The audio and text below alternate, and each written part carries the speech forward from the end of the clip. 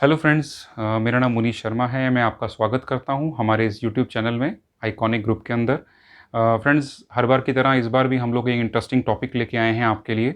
Real estate के जुड़ी जो भी बाइंग एक्टिविटीज़ हैं, उसके अंदर एक टर्मिनोलॉजी हमें बहुत अक्सर सुनने को मिलती है, दैट इज़ सुपर एरिया या मे बी कार्पेट एरिया। लेकिन बहुत बार हमें इसका इसका हमें डिफरेंस नहीं पता होता है। तो मेरा इस वीडियो को बनाने का मकसद यही है कि हम आपको इसका डिफरेंस बताएं और इसका इम्पोर्टेंस क्या है, इसके बारे में भी हम बात करेंगे। तो आप इस वीडियो को ज़रूर एंड तक देखें। और अगर आपने हमारे चैनल को सब्सक्राइब नहीं किया है तो आपको सब्सक्राइब कर लेना चाहिए, एंड बेल आइकन को अगर आप दबाएंगे तो हम लोग आने वाले वीडियोज़ में भी आपके साथ बने रहेंगे। तो चलिए अब टॉपिक की तरफ चलते हैं।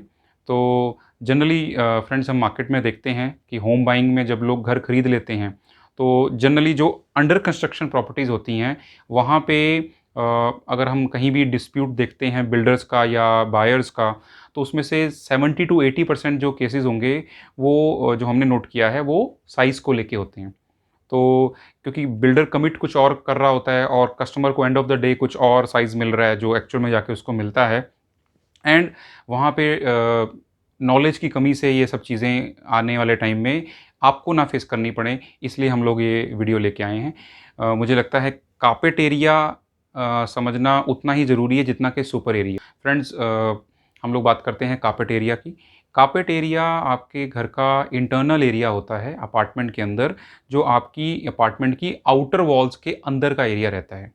इन और इसमें जो इंटरनल वॉल्स हैं, जो रूम्स को डिवाइड कर रही हैं या किचन या बाथरूम की जो इंटरनल वॉल्स हैं, वो इंक्लूड नहीं होती। तो एक्चुअल कार्पेट एरिया, अगर हम एक लेमन लैंग्वेज की बात करें, तो वहाँ पे जहाँ पे हम कार्पेट बिछा सकते हैं, actual usable area of your apartment is called the carpet area. इसको अगर हम डायग्राम की तरफ से समझेंगे तो आप ध्यान से देखें कि जो कार्पेट एरिया है, कार्पेट एरिया में आपके सारे रूम्स के एरियाज़ आ रहे हैं। इसमें जो वॉल्स हैं वो हमने एक्सक्लूड कर दी हैं, और आपके अपार्टमेंट में अगर कोई बालकनी है या कोई वरांडा है, that is also in excluded from this. तो आपके घर का इंटरनल एरिया वो आपका कार्पेट एरिया होता है। जनरली रेरा का जो आज एग्रीमेंट बन रहा है वो कार्पेट एरिया पे बनेगा। आप कुछ भी अगर बिल्डर के पास ख़रीदने जाते हैं, वो एक्चुअल में कार्पेट एरिया डिस्कस वहाँ नहीं होता है, वहाँ पे सुपर एरिया डिस्कस होता है। सुपर एरिया क्या होता है इसकी भी हम बात करेंगे, पर इससे पहले कार्पेट एरिया का अगला जो स्टेज है हम उसकी बात करते हैं, and that is called the built up area. तो फ्रेंड्स, हम लोग चलते हैं अपने बिल्टअप एरिया की तरफ। तो कार्पेट एरिया के बाद बिल्टअप एरिया एक ऐसा एरिया है जो कि आपकी कार्पेट एरिया में, जैसे हम लोग इंटरनल वॉल्स को एक्सक्लूड कर रहे थे, बिल्टअप एरिया में आपकी इंटरनल वॉल्स को और आपके अपार्टमेंट की आउटर वॉल्स को भी इंक्लूड किया जाता है। तो एक्चुअल में जो बिल्टअप एरिया है that is the carpet area plus the internal walls area plus जो एक्सटर्नल वॉल्स हैं हमारी, उनको भी अगर इंक्लूड कर लें तो बिल्टअप एरिया बनता है। एंड तो इसी तरह से फ्रेंड्स, हम लोग बात करते हैं कि सुपर एरिया क्या होता है। नाउ सुपर एरिया हमें बहुत ज़्यादा सुनने को मिलेगा, बिकॉज जब भी हम बिल्डर के पास जाएंगे तो हमें सुपर एरिया पे बात होगी।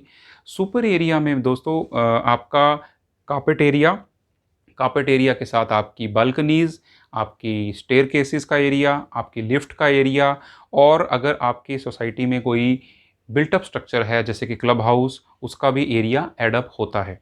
इसको अगर हम डायग्राम से समझें तो आप देखिए, इसमें हमारा अपार्टमेंट का एरिया तो रहेगा रहेगा इसमें, लेकिन आपका जो कॉमन एरिया, जो लॉबी एरिया जिसमें से स्टेयरकेस भी निकल रही हैं, या लिफ्ट एरिया है या शाफ्ट का एरिया है, उसमें वो भी इंक्लूड रहेगा। मे बी इसमें क्लब हाउस का भी एरिया, अगर क्लब हाउस है तो वो भी हमें इंक्लूड करना होता है। तो जाहिर सी बात है कि अगर इतना बड़ा एरिया, जो क्लब हाउस का एरिया काफ़ी बड़ा होता है या स्टेयरकेसेस बहुत बड़ा एरिया होता है, तो फिर तो हमारे जो फ्लैट का साइज़ है बहुत बड़ा हो जाएगा। लेकिन फ्रेंड्स, इसमें ऐसा होता है कि ये टोटल एरिया जो होता है, इस टोटल एरिया को काउंट करके, टोटल करके नंबर ऑफ़ फ्लैट से डिवाइड कर दिया जाता है, बिकॉज़ ये कॉमन फैसिलिटीज़ का एरिया होता है और ये सबके बराबर हिस्से में आता है। तो इस कारण से जो हमने एग्जांपल लिया था कि 400 स्क्वायर फीट एरिया का अगर हमारा कारपेट एरिया है और बिल्टअप एरिया अगर हमारा 420 है, तो अगर हम सुपर एरिया की बात करेंगे शायद वो 600 साढ़े 600 एरिया सुपर एरिया होगा। तो आपको ये चीज़ का ध्यान रखना है कि कई बार हम लोग सुपर एरिया पे डिस्कस करके डिसीज़न कर देते हैं, या हमें कार्पेट एरिया का पता ही नहीं था तो हम पूछते ही नहीं हैं, तो एक्चुअल में आपको कार्पेट एरिया ही यूजेबल एरिया है। और इसका यूसेज कहाँ है, मैं बता रहा था आपको कि ये इम्पॉर्टेंट है। इम्पॉर्टेंट इसलिए है कि पहला कि आपको किसी प्रॉपर्टी को दूसरी प्रॉपर्टी से कंपेयर करना है, तो आपको कार्पेट एरिया को कंपेयर करना चाहिए। ऐसा हो सकता है कि सुपर एरिया एक फ्लैट में 1900 है और दूसरे फ्लैट में सुपर एरिया 1600 है, लेकिन कार्पेट एरिया एक्चुअली 1600 वाले में ज़्यादा मिल रहा है आपको। तो मेरे हिसाब से यूज़ेबल एरिया जो है, दैट इज़ एक्चुअल एरिया जो आप यूज़ करेंगे अपने घर के अंदर का इंटरनल एरिया, तो आपको उसको ध्यान से देखना है। अगली बार जब आप किसी बिल्डर के पास जा रहे हैं तो आपको सुपर एरिया तो वो बताएँगे, आपको कार्पेट एरिया भी पूछना है एंड देन आपको डिसीज़न करना है। हालाँकि मैं आपको बता दूँ कि सुपर एरिया या कार्पेट एरिया पे जब हम लोग बाइंग करते हैं, तो इससे हमारी प्राइस कम नहीं होती है। प्राइस तो आपको जो बिल्डर ने लगानी है वो लगाएँगे, लेकिन आपको एक अंदाज़ा हो जाता है कि मेरे को एक्चुअल में एरिया मिलना कितने वाला है and apple to apple compare करने के लिए आप कार्पेट एरिया को यूज़ कर सकते हैं and it will help you into a buying process. मुझे लगता है कि आपका मैं कुछ हद तक क्लैरिटी कर पाया हूँ, carpet area, built up area और सुपर एरिया में। और अगर आपको भी ऐसा लगता है, तो आप ज़रूर हमारे चैनल को सब्सक्राइब कीजिए एंड अगली वीडियो तक इंतज़ार कीजिए। हम भी इंतज़ार कर रहे हैं आपको दोबारा मिलने का। Thank you so much and keep watching iconic group. Thank you.